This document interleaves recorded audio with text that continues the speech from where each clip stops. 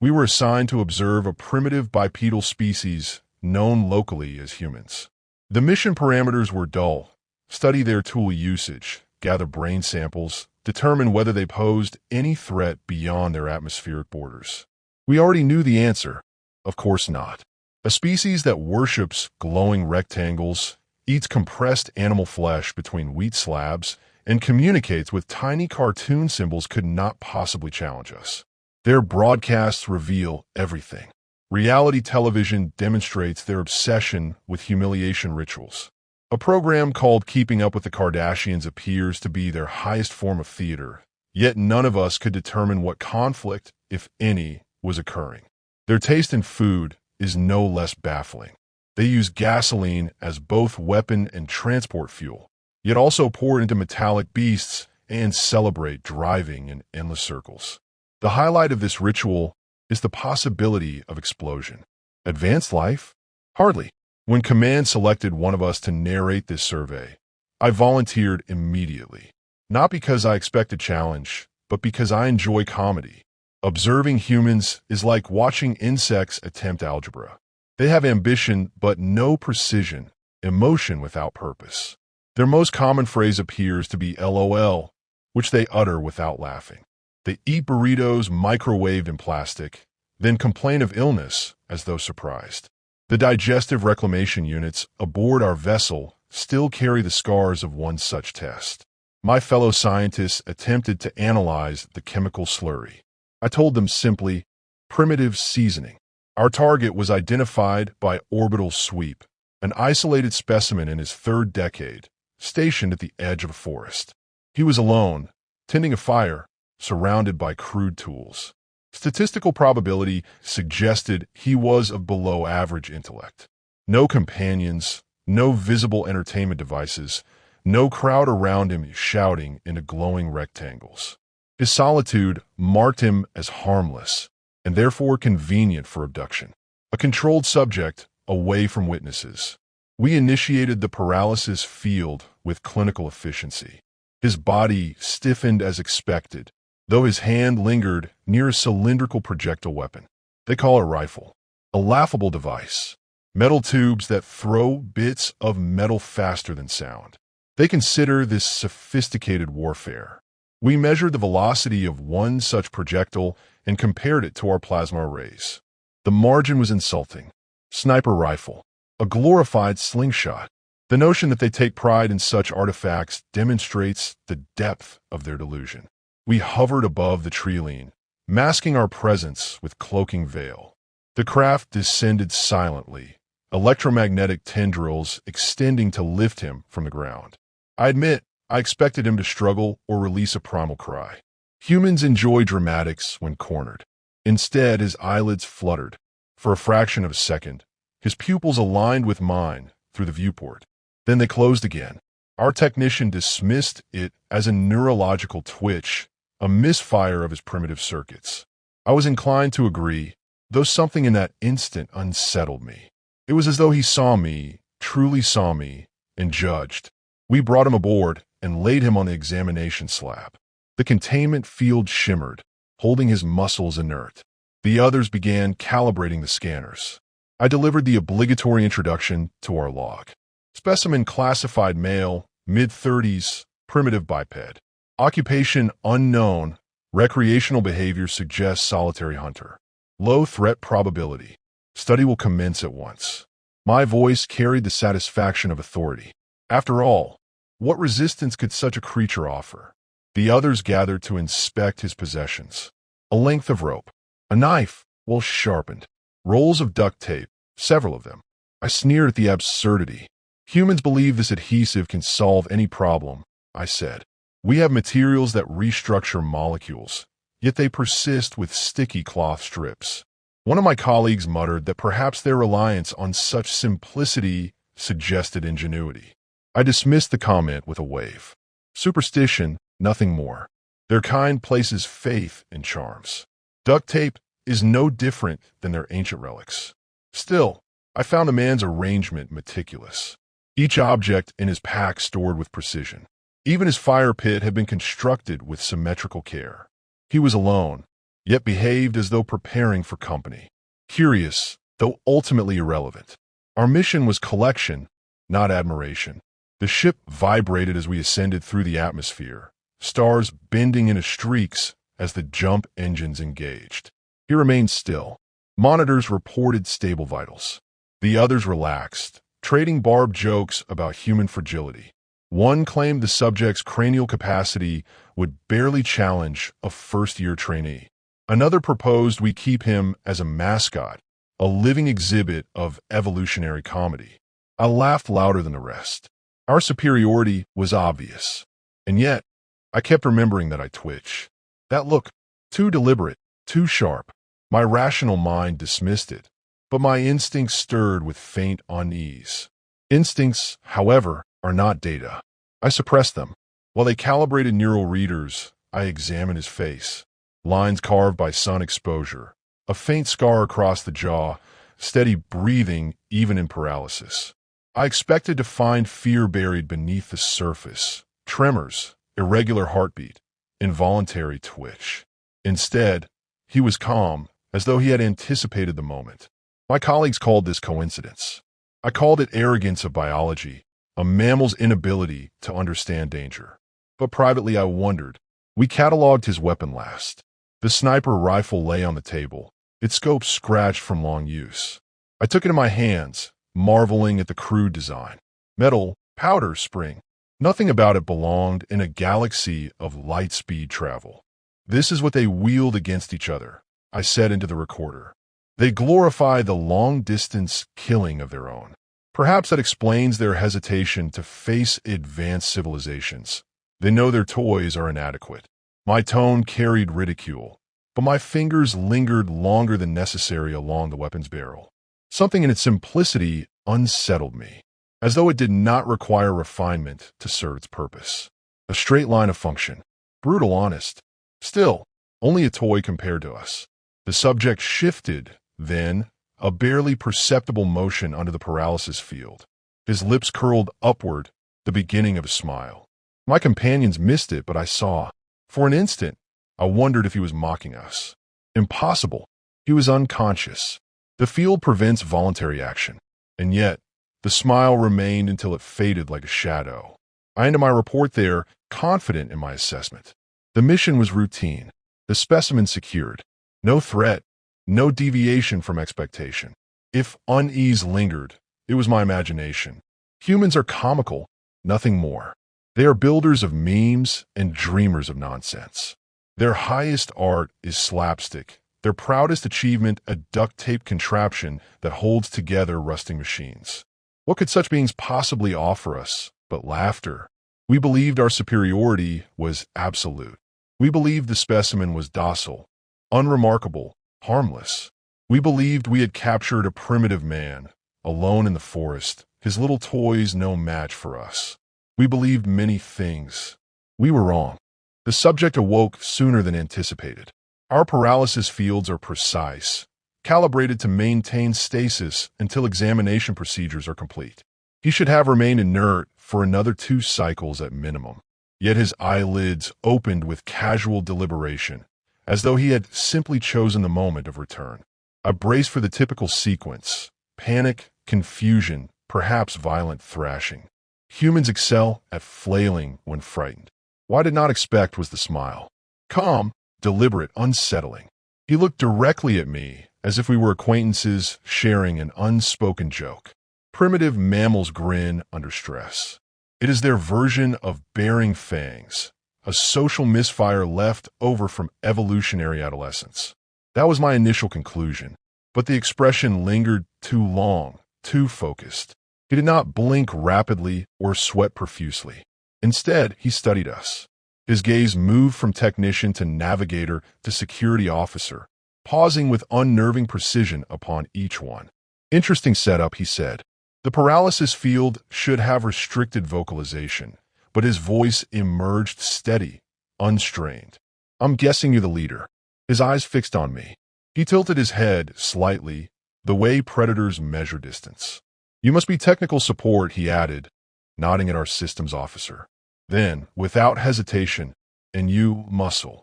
Hired for intimidation, not conversation. Laughter erupted among the crew, though I noticed their tone carried edges of nervousness. I waved a hand dismissively. Coincidence. Random allocation of guesses. Even primitive gamblers stumble upon accuracy. Yet my words felt brittle. The man did not fight restraints. Instead, he adjusted his posture within their limits, as though testing tolerances. His voice carried the infuriating calm of one who understands a situation better than his captors. You got a nice ship. Smooth ride, mostly. Little turbulence during atmosphere exit, but that's probably intentional, right? Cover your signature trail? Not bad. His observation was impossible. Our masking corridor leaves no detectable turbulence, certainly none perceivable to unaided human senses.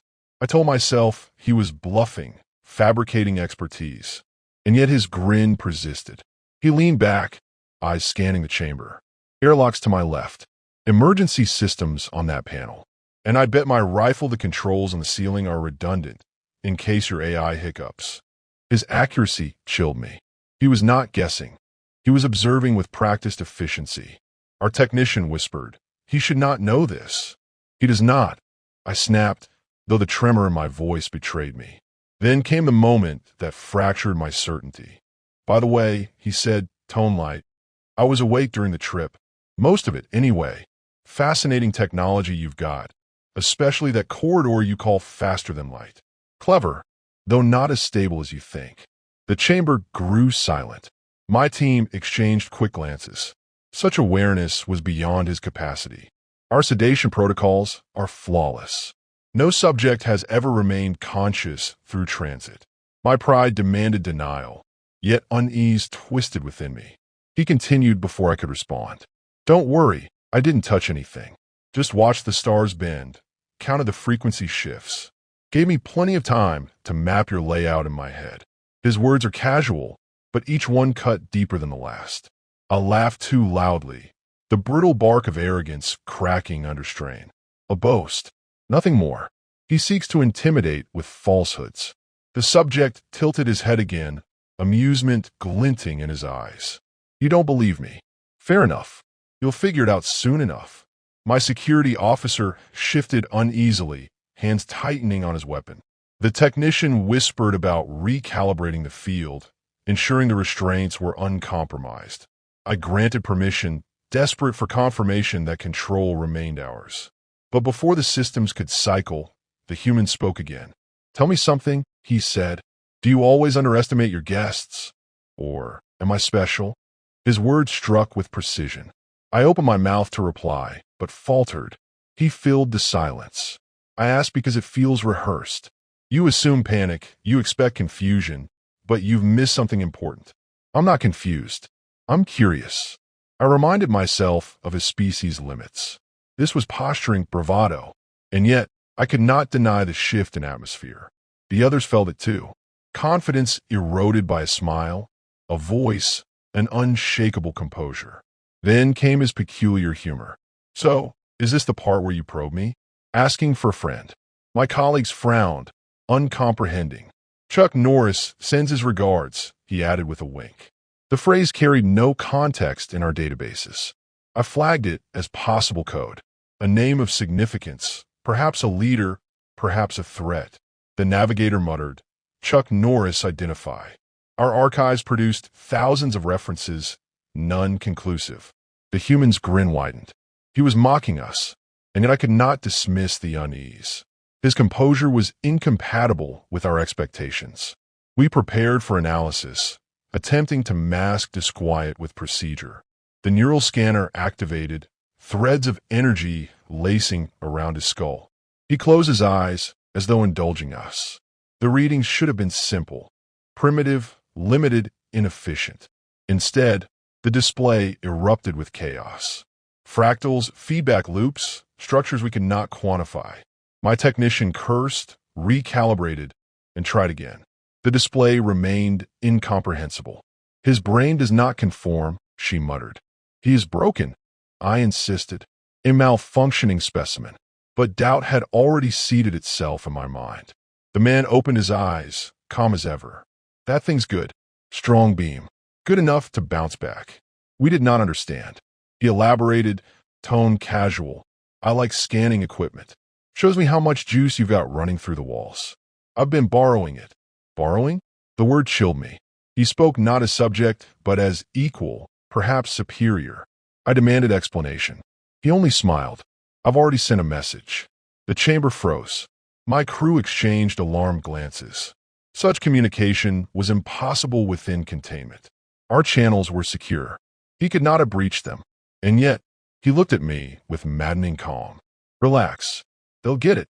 Takes a little time to travel, but I had plenty of time during your little warp trick. The technician protested, insisting no signals had escaped. The navigator swore sensors showed nothing. But I heard the tremor in their voices. Doubt, spreading like infection. I forced laughter, though it scraped my throat raw. A bluff. He knows nothing. His words are wind. Still, the grin remained. His composure undisturbed. His confidence absolute. And for the first time, I questioned who was truly captive here. We initiated the standard tests, though by then, none of us could ignore the creeping unease. His calmness gnawed at protocol, made every action feel reactive rather than authoritative. Still, I ordered the neural scan to proceed. The beam wrapped around his skull in a lattice of light, and for a moment I anticipated clarity. Primitive minds should reveal primitive maps. Instead, the display fractured into a storm of patterns, spirals within spirals, chaotic precision, feedback loops that resembled structures yet defied categorization. The technician cursed softly, recalibrated, and tried again. The readings only grew stranger. His brain doesn't resolve, she whispered. It exceeds parameters. That word, exceeds, should not have applied to him. He was supposed to fall beneath our parameters, never above them. I attempted mockery. Perhaps he is broken. Defective sample, not unusual among his kind. My voice carried bravado, yet my throat tightened. Because I knew what I saw. His neural activity dwarfed the templates we had cataloged. He was not broken. He was concealed. The subject opened his eyes and smiled, as though we were children fumbling with a puzzle. Nice toy, he said, nodding toward the scanner. It's got range. Strong enough to paint your entire ship if someone knew how to flip the signal. The others froze. I demanded clarification, but he offered only another maddening grin. You beam into my head, I beam back out. Fair trade. Our security officer gripped his weapon tighter, shifting weight from one foot to another. The technician's hands trembled on the console. Control was slipping, and all of us felt it. We attempted interrogation. I asked direct questions. Identity, purpose, affiliations. His responses arrived in riddles and humor, as if amusement outweighed survival. Where are you from? I demanded. Earth, he answered, then added, more specifically, a little place where even the squirrels carry knives. You'd like it. What is your profession? I test things, he said lightly. Locks, alarms, defenses. So people build walls. I break them, then tell them how. You're a soldier? He corrected. Now I'm just a guy companies hire to point out their blind spots. Looks like you've got a few yourself. His calmness unnerved me more than defiance would have. Anger I could process, fear I could exploit. But serenity in the face of captivity? That inverted the entire dynamic. I felt like the one being studied. He leaned back as much as the restraint allowed and said, funny thing about scanners. They don't just collect data. They transmit. And if you ride the current just right, well, let's say your systems aren't as closed as you think. I barked that such infiltration was impossible. He shrugged. Suit yourself, but you might want to check your lights. As if on cue, the chamber dimmed. A flicker, brief but undeniable, ran through the consoles. The technician swore and began diagnostics. No errors appeared. Still, the memory of that flicker lingered like a shadow we could not banish. He hummed softly, tuneless at first, then words emerged. Every breath you take, every move you make. His voice was low, melodic. We recorded the phrase, uncertain if it was code, threat, or nonsense. Yet his eyes never left mine, and I felt the weight of those lyrics as though meant only for me. I tried to regain control with analysis. You are one anomaly, not representative of your species. Humanity remains primitive." He laughed, short and sharp. "Primitive, huh? You ever hear of Florida Man?" The name appeared in our cultural archives as a recurring figure of chaos. We had dismissed it as a statistical fluke, a concentration of irrational incidents in one territory. But the man's grin told me otherwise. "You thought he was one of a kind," he said. "He's not. We got thousands like him. Chaos specialists. Unpredictable. Useful if you know how to aim them." The others shifted uncomfortably. I scoffed, though the sound rang hollow. "A myth. A caricature. Believe what you want," he replied. "But never mistake theater for weakness. We hide behind our own absurdity. Makes people underestimate us." He spoke truth cloaked as jest, and I hated that I could not distinguish where one ended and the other began. We ran further tests, but the results only deepened the disturbance. His physiological resilience surpassed projections. His responses to stimuli registered patterns inconsistent with fear or submission. He anticipated every probe before we initiated it, as if reading our intent. At last I demanded, "What have you done?" He smiled again. Always that smile. "I told you. I sent a message." "Impossible," I insisted. "Our containment is perfect." "Perfect's a strong word," he said, voice dropping into a calm that chilled me. "You'd be surprised how many times people said that before I broke their systems. Banks, agencies, militaries. Everyone thinks they're secure. Then they hire me, and I show them they're not." Silence spread through the chamber. His confidence radiated outward, a gravitational force bending our certainty.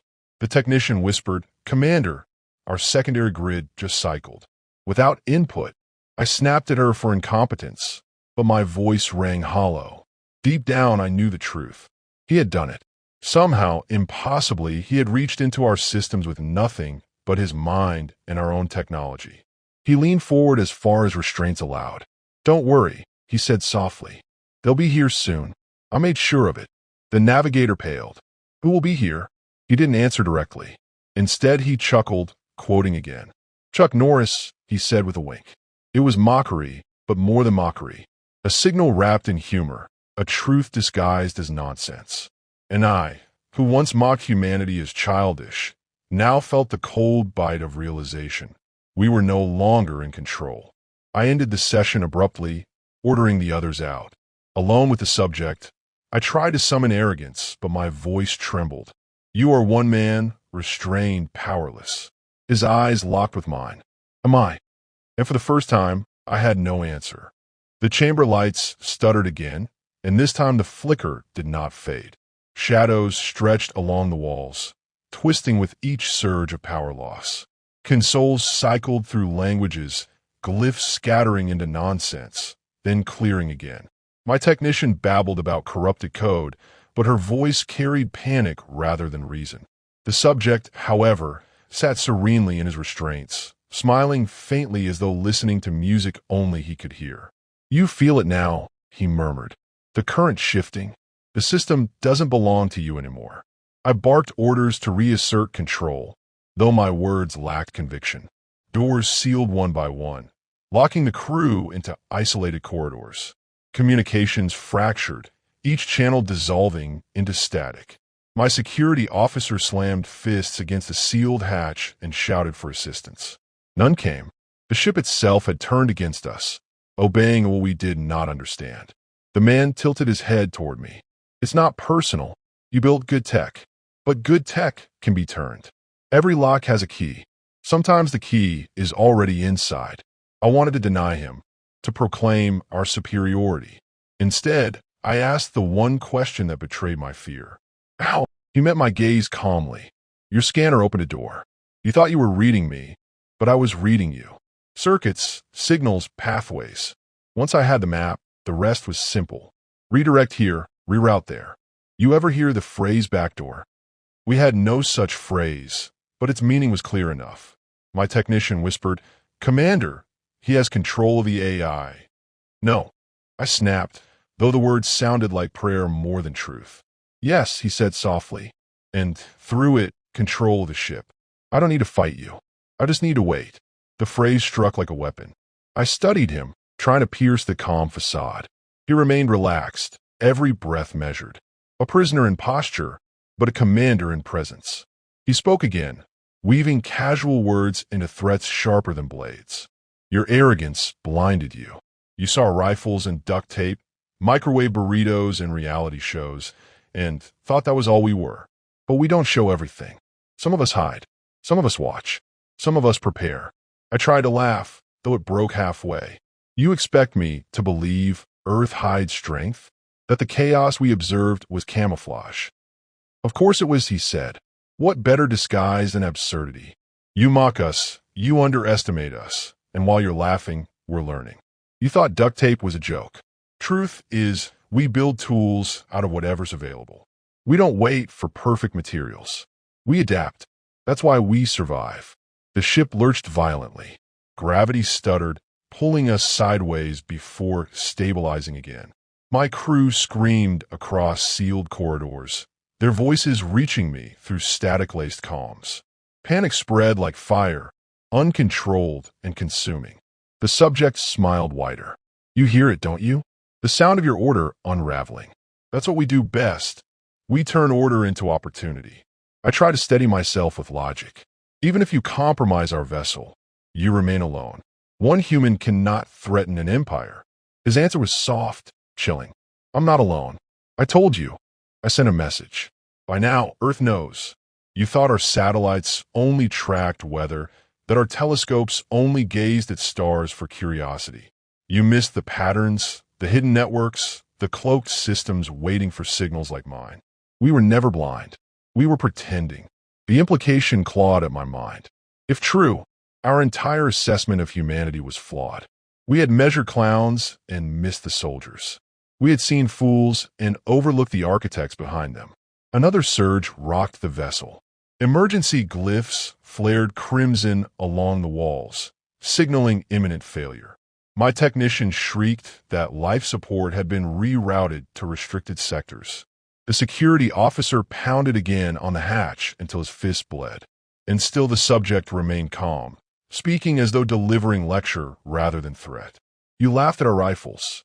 You compared them to toys. But rifles are only the visible piece.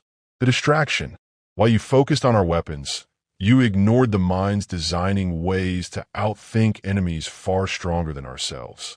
That's how underdogs fight. We don't overpower. We outmaneuver. I realized, with growing horror, that he had done exactly that. He had not lifted a finger in violence. He had not strained against restraints. He had turned our arrogance into his weapon, each assumption another opening he exploited. I whispered, "Why reveal this to me?" His eyes gleamed with quiet intensity. "Because you'll tell the others. If you survive. And maybe next time you'll think twice before assuming laughter means weakness." The final systems collapsed. The lights extinguished entirely, plunging the chamber into blackness save for the faint glow of failing monitors. Through the silence came a distant hum, growing louder, deeper, a resonance from beyond the hull. I recognized the signature too late, an approaching presence, not ours. "They heard me," he said simply. "They're coming." My hands trembled. My certainty shattered. I, who began this mission mocking humans as insects, now sat in darkness fearing their approach. The ship groaned around us, a vessel no longer ours. I thought of the rifle we ridiculed, the duct tape we dismissed, the chaotic figures we labeled anomalies. Perhaps every fragment of absurdity was deliberate misdirection, theater designed to lure us into complacency. Perhaps the greatest camouflage is not invisibility, but ridicule. Who fears a clown? And yet, behind the painted smile, a predator waits. The subject leaned forward slightly, eyes glinting in the gloom. "Don't take it personally," he said. "You're not the first to underestimate us. You won't be the last." The hum outside intensified, vibrating through the hull like a heartbeat. My crew screamed again through fractured comms, voices lost to static. The man closed his eyes, serene, almost reverent. I felt words rising within me, unbidden, a reflection born of despair. We thought ourselves masters, wielders of flawless technology, judges of primitive worlds. We believed superiority was truth, that intellect equaled dominance. But we mistook arrogance for wisdom and laughter for weakness. We measured their toys and ignored their minds. The hum became a roar, drowning out thought. In that final moment, one clarity remained. We were no longer the hunters. We were the hunted. And when the bullet found us, we finally understood fear.